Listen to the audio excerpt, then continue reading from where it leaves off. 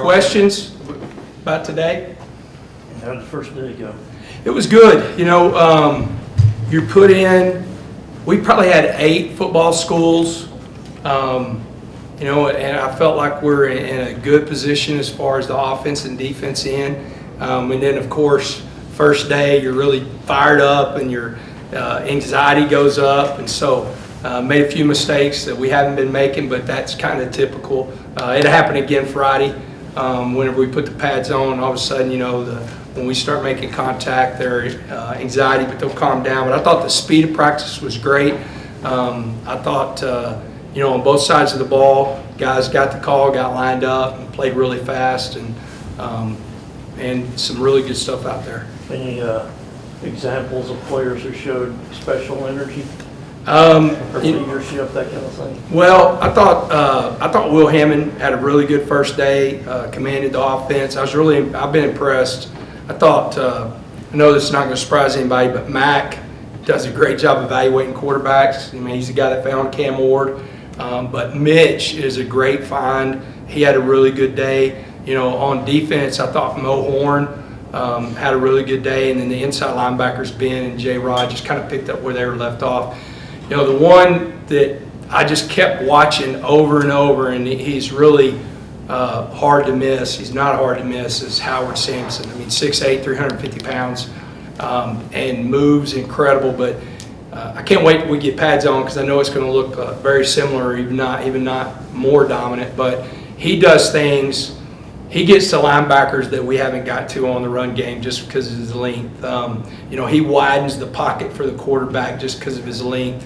And so really impressed with him today. I was looking at the roster the other day.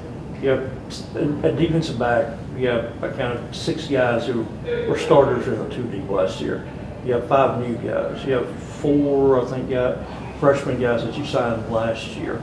With that many capable bodies, how do you manage reps to settle on a rotation of players?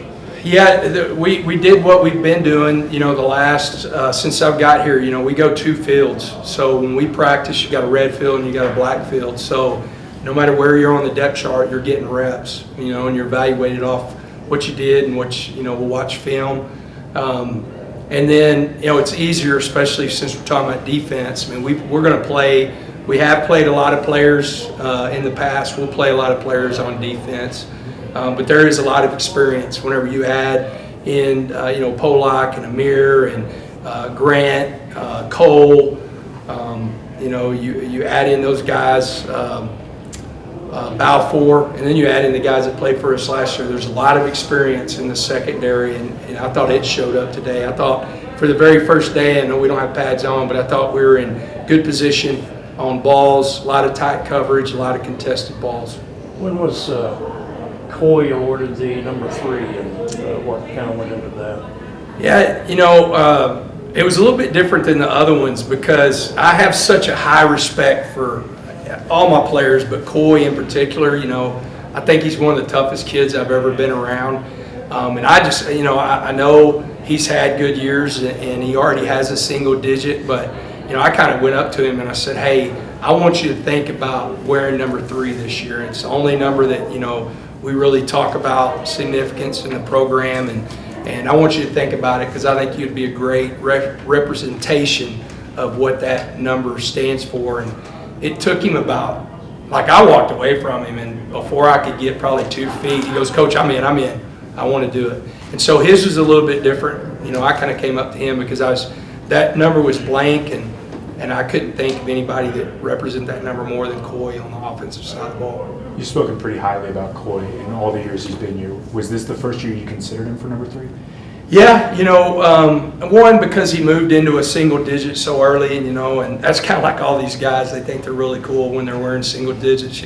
It's changed so much from 20 or 30 years ago of what different positions wear, and he could have probably at any time last year and going into this year, but I thought it was fitting putting him in number 3. Coach, I know that you've singled a couple of different guys out specifically, but what positional unit or position group has you most fired up? I still, the three kind of we talked about. I mean, I think the offensive line, and we're still don't have Vinny in there in the competition. He'll be in the competition as a starter. And Hunter is coming back. He gets to do some things, but he won't go full this spring, but he'll get some spring football, Zambrano. And so whenever you start looking at that group, it's going to be really interesting to where you usually don't rotate offensive linemen. I don't know why, but it's kind of, that's the one position, probably besides quarterback, that you don't have a lot of rotation in. And we might be in that point to where we could do that, just because the guys that we brought in and the guys that we have coming back. And then there's some great battles, I mean, it's really going to show up whenever those two guys are fully healthy in there. And great battle at center. DC Carter's playing a little bit more guard right now, but he's playing our center also, and trying to get the best 5, but it might be the best 7, which is me saying that there's no point. I was looking for 7 and then looking for 6 and just looking for 5 year 1. And for me saying that kind of shows you, we're excited about that group. I'm really excited about the defensive line. That's another group that showed up today. Lee Hunter is very dominant. A.J. Holmes, I thought, had a really good day today. Skylar, it had a great day. Romello had a great day, but then Jaden Cofield had a really good day. Amir Washington had a really good day. So the depth there, and then we talked about the DBs. I mean, it's just the numbers. There's just the sheer numbers of guys that have played college football. It's and done it at the highest level. Bryce just walked in. He did it last year in the SEC and had a great year. So, that's the difference, especially whenever we get everybody back. I know we'll have guys banged up and stuff like that, but whenever we have everybody, there's so much competition right now. Fans and media have seen plenty of highlights of the transfers, but if you were to characterize them and tell us a little bit more about their personalities, how would you describe some of your guys? Big personalities, a lot of guys smiling. I think that has a lot to do with Lubbock. I think that has a lot to do with our program. I think it has a lot to do that they understand that every single person that works for this program is here for them. Our whole job is to make them the best version of themselves and pour into them. And so you got big, Bryce smiles a lot. He's got a great personality, but he smiles a lot. T.C. Carter's got a big personality. He talks a lot, in a good way. Lee Hunter's the same way. Those guys are really, show up. Q, Joyner, I mean, he's kind of the silent assassin. He doesn't say a whole lot, but he always has a good look on his face, and he had a really good day today. All the running backs had good days today.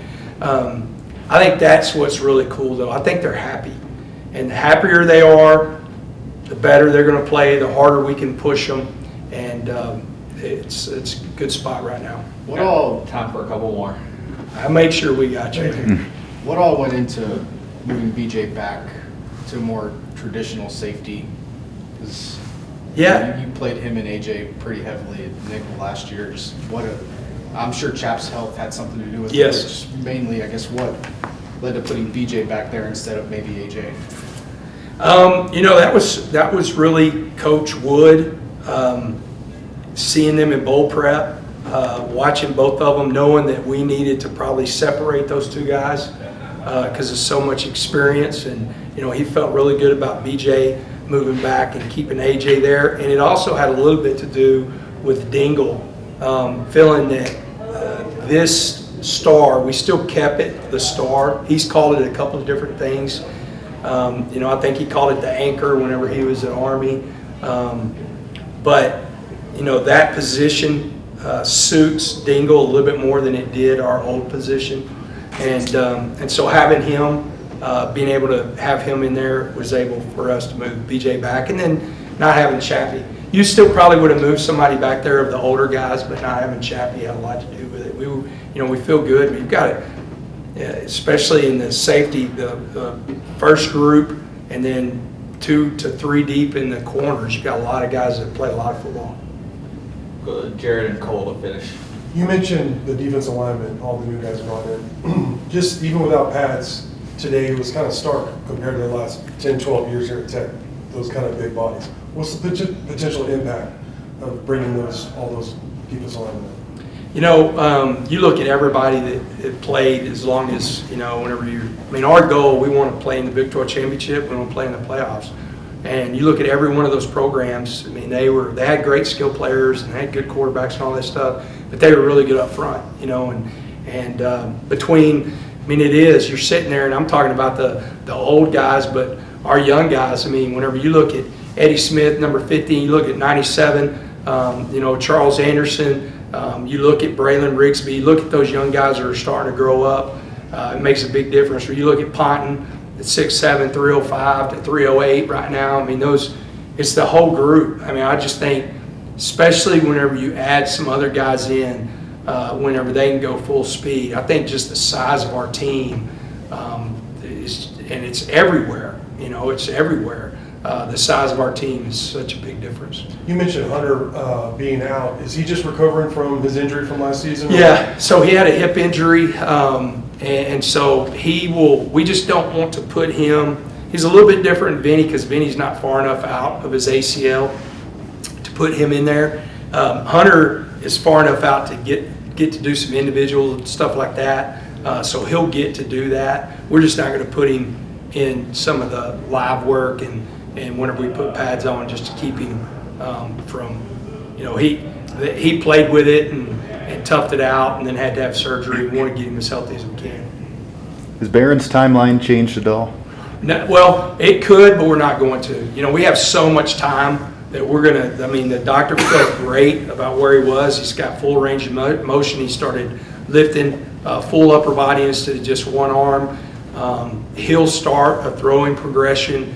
He's probably got it still, you know, that'd be right at the 1st of April. It'll be in April, so like that first week of April, he'll start a throwing progression, but we won't push it. We just got so much time that we feel like that he will be no pitch count, nothing in June. Like I think he'll be full go in June, so we don't want to try to rush that. His plan is just like he did last year, and there's so many guys that go out there. He'll go back out to Jacksonville and work with that trainer, and there'll be a bunch of different guys out there. So excited about that.